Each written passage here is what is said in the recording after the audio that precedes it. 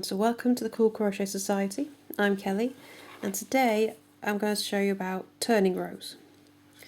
So when we're working in rows, we need a turning chain to get to the next row. Now there's three ways to do this. There's a regular turning row. You will chain a 3.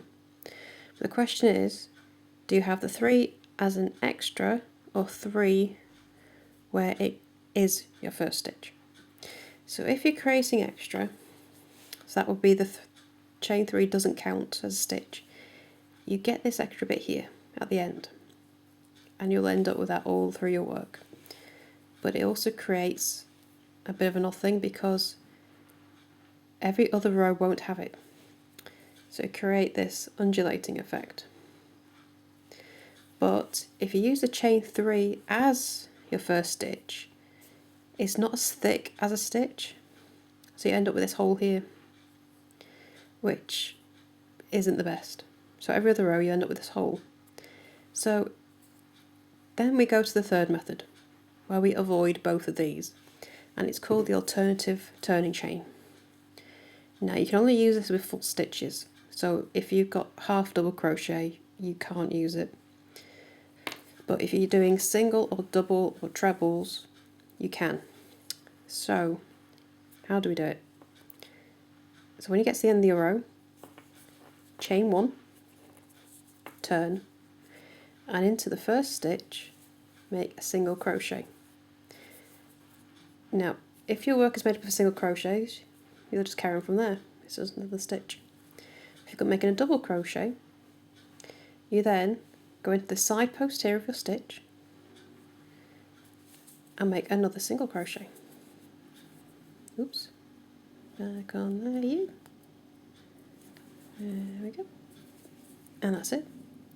That is your alternative turning chain, and that looks like a stitch.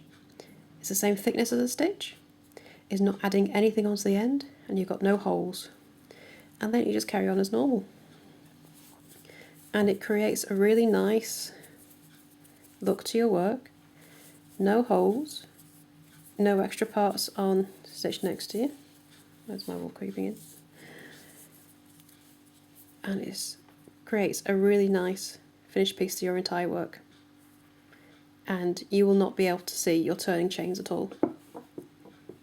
So you see that is nice and thick, just like a stitch. Same height as a double crochet, and hardly noticeable at all, which is ideally what you want. So I'll just pull that out and I'll show you how to make it again. Yep. So, no, I didn't pull out the single crochet. There we go. So, you get to the end of your row and you want to turn. So make one chain, then turn around and go into the first stitch and make a single crochet. Now if you're like me, making double crochets or trebles, you then need to go into the side.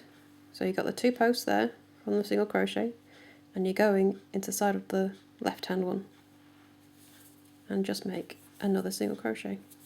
If you're doing a treble, you would just make another one into the side post there to make a type of treble, and that is it.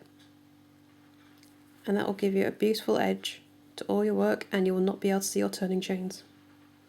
And that is all there is to it. As always, if you need any help, come over to the Facebook group. Just click on the banner and it'll take you right there, the Cool Crochet Society. I'll be more than happy to help.